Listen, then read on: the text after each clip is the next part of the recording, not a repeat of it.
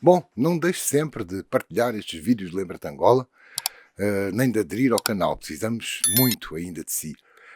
Tínhamos visto no episódio anterior que íamos falar hoje do papel moeda, da chegada do papel moeda à Angola. Depois das moedas de cobre e de prata, portanto, já ainda durante o tempo da macuta que vimos no episódio anterior. Ora, o papel moeda leva tempo a chegar.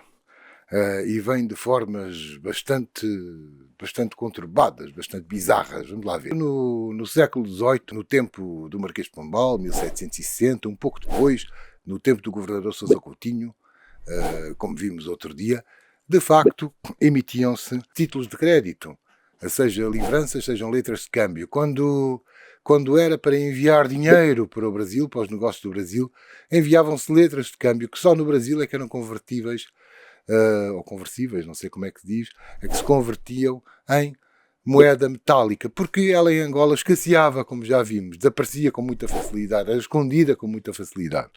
Em 1772, já no fim do governo de Francisco Inocêncio de Sousa Coutinho, é criada uma instituição que é a Junta da Fazenda de Angola, cujo edifício, vai aparecer aí uma imagem, funcionou na Baixa de Luanda, mas ele viria a existir até ao final do século XIX, ou até meados, já vamos ver a data adiante, e viria a ser demolido em 1957. Mas a Junta da Fazenda de Angola emitia cédulas de valor muitíssimo variado.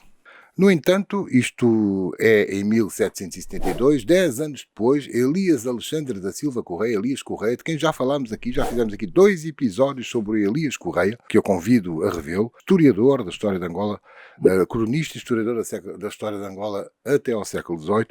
Ele já diz, 10 anos depois, em 1782, diz que estas letras de câmbio são seguras, sendo manifestadas e remetidas pela Junta da Fazenda. Pelo contrato ficarão perdidas as que se consumirem nas mãos dos possuidores, quer dizer, as que não chegarem às inspeções do seu destino. E conclui Elias Correia que este uso das letras se tem conservado até agora com feliz êxito. Com feliz êxito, mas a verdade é que as pessoas procuravam ainda a moeda metálica. E a moeda metálica cada vez se desvalorizava mais e chegou-se ao ponto até de ou ela ser carimbada para ser desvalorizada, ou mesmo, quando possível, quebrá-la, dividi-la em 2 e em 3 pedaços. Nós temos aí uma imagem de Neves e Sousa, vai aparecer aí, onde se vê a moeda a ser carimbada ou mesmo reduzida ou cortada numa oficina. Isto para quê? Para efeitos dos trocos, porque a grande problemática eram os trocos entre os comerciantes. E então, portanto, a partir daí, mesmo os comerciantes, meramente os comerciantes na rua, inclusive as quitandeiras e os quitandeiros, começavam a ser pagos em títulos de crédito.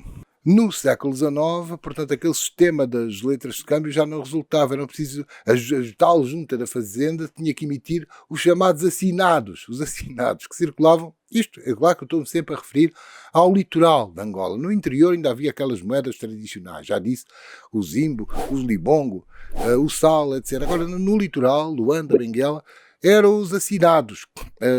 Só que a certa altura começam a aparecer assinados falsos. E as quitandeiras, quer de Luanda, quer de Benguela, começam a recusar ser pagas em assinados. Como se pode ver nessa imagem. A Junta da Fazenda e o próprio governo de Angola estavam impossibilitados de fazer qualquer empréstimo aos comerciantes, visto que as suas únicas receitas limitavam-se às que constavam da alfândega. Aquela mesma alfândega criada por Sousa Coutinho no século XVIII e que nesta altura, por volta do meados do século XIX, 1855-56, já estava, como também já vimos aqui, nas mãos dos ingleses. Em Angola, quem é que representava as funções nesta segunda metade do século XIX, pelo menos neste início da segunda metade do século XIX, 1850, 1860, quem é que representava as instituições de crédito, onde as pessoas poderiam obter algum crédito para, enfim, para guardar, por um lado, para guardar as suas poupanças, por outro, para obter algum crédito para os seus negócios. Eram nada mais, nada menos que os agiotas, que os usurários, muitas vezes mulheres. Uma ficou famosa na literatura, Ngamuturi do Alfredo Trónio. Já fizemos aqui 2 episódios sobre Alfredo Trónio, que eu convido a rever. Infelizmente ainda não fiz nenhum episódio dedicado a esse romance, a esse clássico da literatura angolana, que é Ngamuturi. Ora, Ngamuturi, Ngamuturi, era uma dessas pessoas que emprestavam a juros e guardavam o dinheiro das pessoas. Esta situação tinha que mudar. Havia várias exigências à Junta da Fazenda para que se passasse a emitir moeda, nomeadamente papel moeda mesmo, notas. Não? Mas ainda levou tempo. Vale a pena mencionar alguns pormenores, alguns até que eu já tratei aqui nos vídeos do Lembra-te Angola, sob outra perspectiva. Por exemplo, já tratámos aqui que a conquista do Congo foi de Portugal. A conquista do Congo por parte de Portugal foi em 1860, no episódio que eu aqui fiz, que chamei, entre aspas, a segunda conquista do Congo. De facto, os jornais portugueses naquela altura, como eu lá disse, designavam essa conquista por segunda conquista do Congo, como se pudesse ter havido uma primeira. Isso é para ver lá no episódio.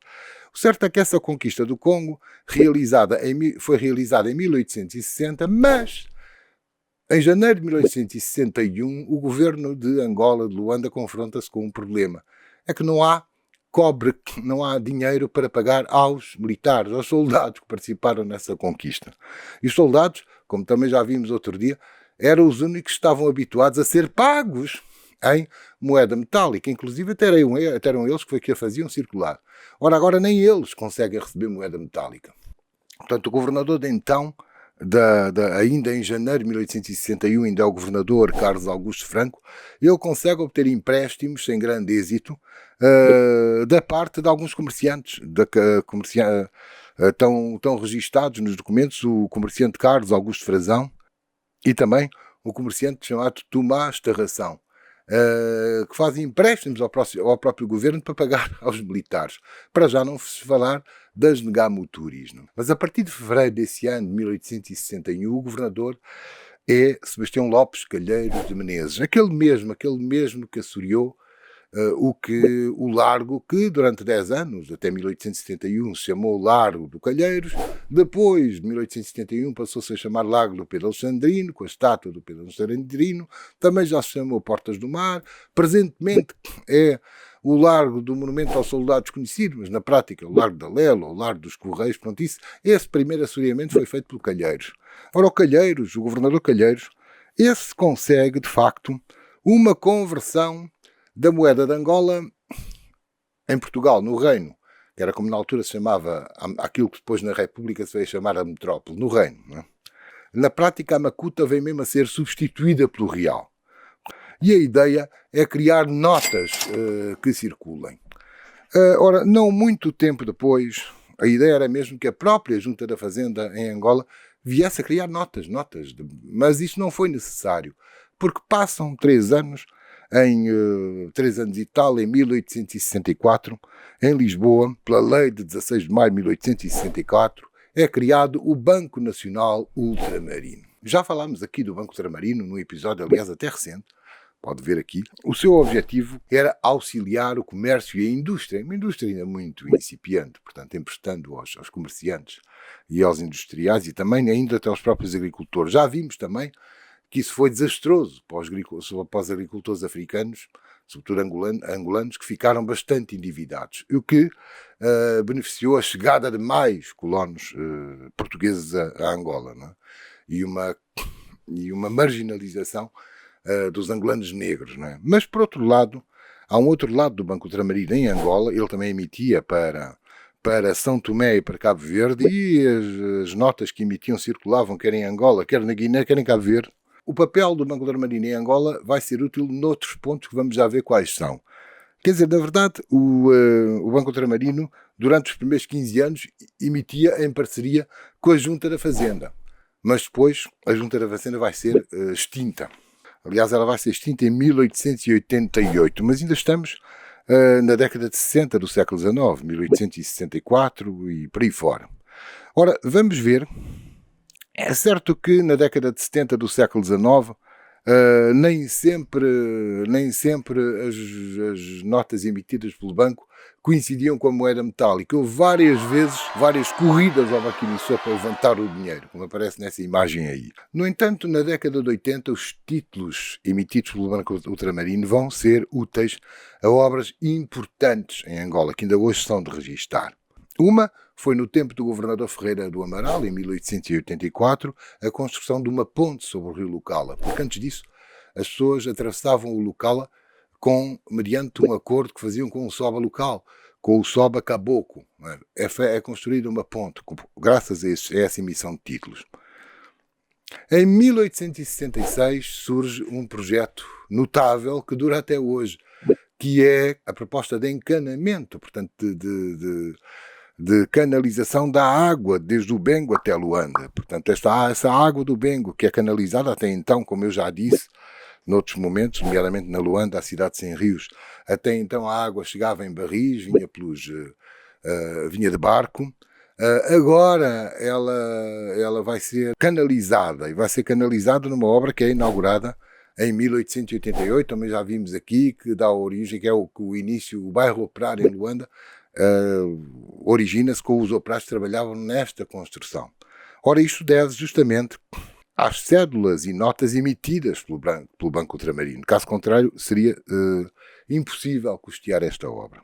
Além desta obra, temos que registrar mais uma, ou mais duas, se quisermos, embora tenham sido incipientes e estavam ainda muito no início, mas também uma delas também deu origem aos operários do bairro operário, do BO, que é a construção do caminho de ferro de Ambaca, o início dessa construção. Ele começa em Luanda e vai até, inicialmente só até Calumbo, para Ambaca e para Malanche só irá mais tarde. Em todo o caso, são iniciadas também, nestes anos 1886, 88, década de 80 do século XIX, essa construção desse caminho de ferro. E também já é projetado, ainda que julgo que não é ainda começado a construir, muitíssimo mais a sul, o caminho de ferro de Moçambiques, porque já havia já vimos aqui aqueles colonos que vieram do Brasil, não é? E também da Madeira, mais tarde traz os montes, portanto, para o Planalto da Huila. Não é? Ora, já é projetado esse caminho de ferro. O outro de Benguela é noutro contexto, também já tratamos aqui, convido a ver esses episódios. É um contexto já do início do século XX, bem diferente deste. De qualquer forma, esta emissão de papel moeda vai viabilizar pelo menos estas obras, seja a canalização da água do Bengo até Luanda, seja o caminho de ferro, pelo menos o de Ambaca e mesmo a projeção do Núcio. Mas, como eu já disse, em 1888 é finalmente extinta a Junta da Fazenda, fica só o Banco Ultramarino. Aliás, mais uma vez convido a ver a imagem da sua sede, que foi sede durante bastante tempo, ainda hoje o edifício ainda existe em Luanda, e durante uma fase posterior, lá chegaremos, também foi ainda durante algum tempo sede do Banco de Angola. Mas o Banco Ultramarino é, de facto, o banco emissor em Angola, quer nesta última fase do século XIX, ou seja, entre 1888 e 1900, quer ainda nos primeiros 10 anos do século XX, até à Revolução Republicana Portuguesa de 1910. E a moeda que circula, embora fossem aceitas as antigas moedas de prata e cobre de Macuta, mas a moeda na verdade é o real, são os reis, é a moeda do reino, é o real. Isso vai mudar, quer com a Primeira República, quando vai aparecer o escudo da Primeira República, em 1910, quer a partir de 1926, quando o escudo vai ser substituído pelo angular, quando é criado o Banco de Angola. Mas isso vai ficar para outros episódios. Estamos juntos e não perca. Continue a ver os vídeos de Lembra de Angola, a partilhá-los e não se esqueça nunca de continuar a subscrever este canal e, se possível, até se estiver interessado em ajudá-lo, aderindo a ele. Até à próxima.